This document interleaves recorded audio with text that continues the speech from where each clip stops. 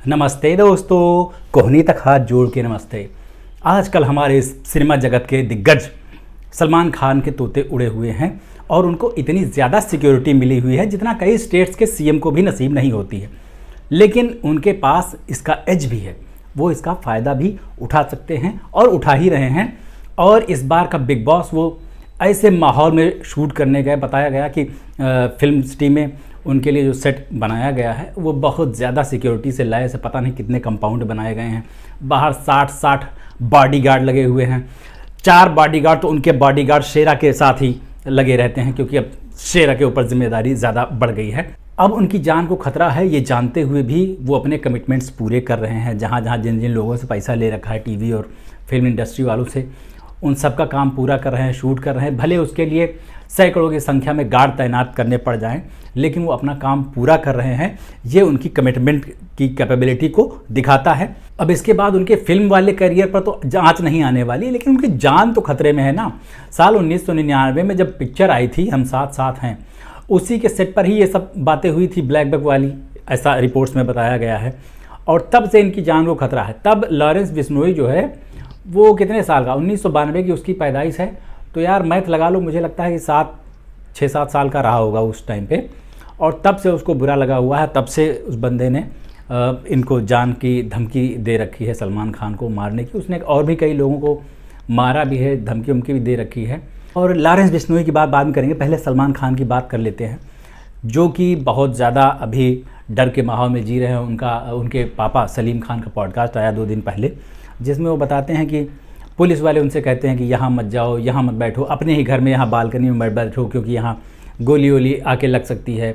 और उनकी पास सिक्योरिटी जो है घर के आसपास बहुत टाइट की गई है। ऐसा बताया जाता है कि एआई वाले कैमरे लगे हैं, जिसमें कि अगर एक ही ड्रेस पहने हुए आदमी एक बार से 2 बार उधर से गुजर जाता है तो उस पर हाईलाइट हो जाता है, फोकस हो जाता है कैमरे का।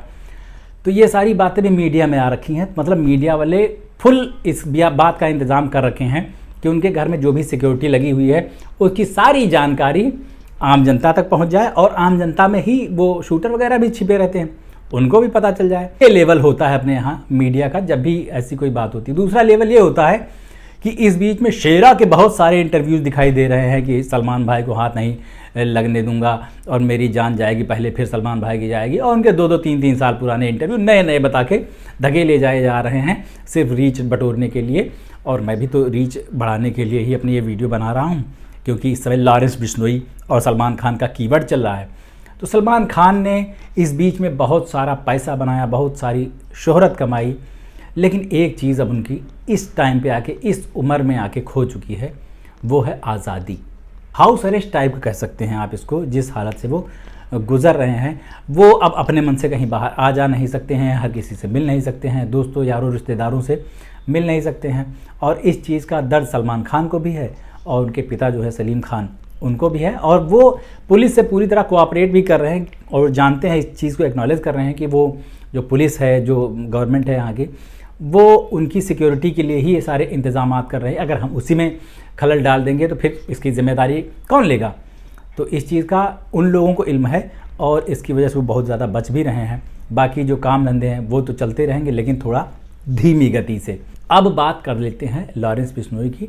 आजकल वो भाई साहब बहुत तगड़ा हीरो बना हुआ है, और कोई तो उसको रॉ का एजेंट भी बता देता है। पता नहीं उन सब बातों में कितनी सच्चाई है। जब से अफवाहें उड़ी है ना कि इसके लोगों ने जाके कनाडा में, यूएस में, यूके में अलग अलग देश के दुश्मनों को ठिकाने लगाया है, तब से उसको देशभक्त बताया जा रहा है। पता नहीं इस बात में कितनी सच्चाई है। वो सब चीज़ें तो जांच वाँच होगी तब पता चलेगा। और मुझे तो इस बात की चिंता हो रही है कि अभी तक किसी लड़की ने उसको अपना क्रश क्यों नहीं बताया। कई लोग ये सवाल पूछते हैं कि भाई इतना ही सक्षम है वो, इतना ही ज़्यादा उसके पास पैसा है और रुतबा है, तो वो जेल में क्यों बंद है, वो बाहर आके क्यों नहीं गैंग चला रहा है अपना, जहाँ मर्जी हो वहाँ पर जाए। तो इसके जवाब में भाई साहब ये कि वो जेल में सबसे ज़्यादा सुरक्षित है। उसके शायद भाई ने एक इंटरव्यू में बताया था कि 40-40 लाख रुपए हर महीने खर्च किए जाते हैं भाई पर। तो ये समझ रहे हैं बात। अगर 40 लाख रुपए खर्च करके जेल में जो सुरक्षा व्यवस्था उसको मिल सकती है, वो बाहर नहीं मिल सकती। बाहर तो भाई साहब गैंगवार में टपका दिए जाते, कोई ना कोई आ जाता। भाई बाहर तो गैंग ही गैंग बिछे पड़े हैं, एक लॉरेंस बिश्नोई थोड़ी है, कितने सारे गैंग्स हैं यहाँ पर।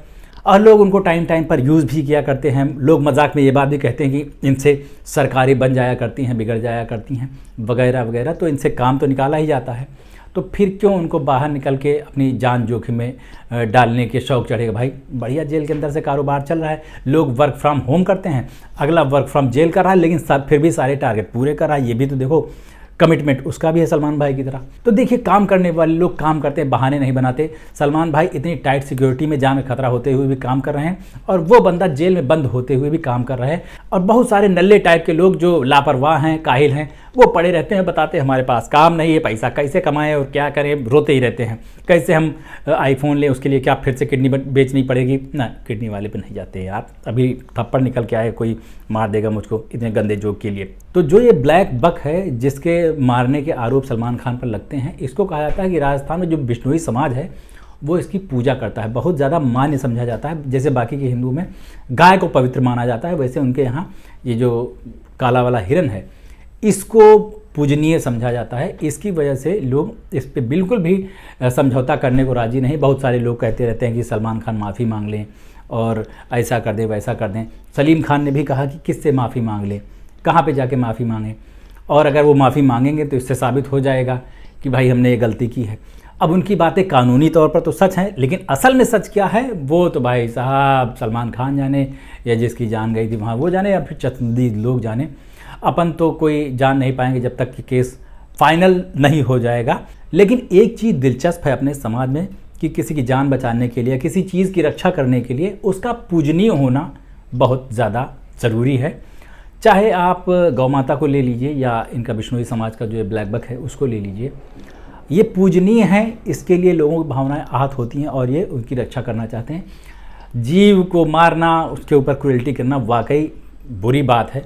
ऐसा कोई भी समझदार आदमी जो है उसको सपोर्ट नहीं करेगा, लेकिन उसको जो पूजनीय बनाया जाता है ना, तो उस पर स्टेक्स बढ़ जाते हैं, फिर पूरा का पूरा समाज का लगाव उससे हो जाता है।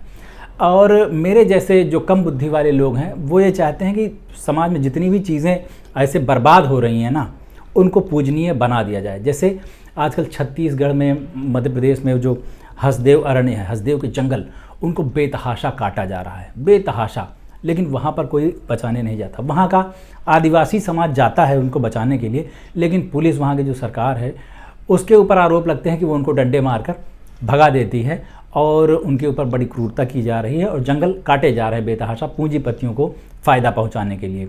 तो अगर आदिवासी समाज भी बिश्नोई समाज जितना सक्षम होता या उनके पास भी लॉरेंस बिश्नोई जैसा एक तेज जवान होता, तो क्या पता हसदेव के जंगल बचा लिए जाते और उसको बचाने वाले को भी इसी तरह हीरो की तरह ट्रीट किया जाता। लोग कह रहे हैं कि ग्लोबल वार्मिंग हो रही, अंटार्कटिका की बर्फ पिघल रही है और लोग यहाँ पर कार्बन डाइऑक्साइड छोड़ने से बाज नहीं आ रहे हैं।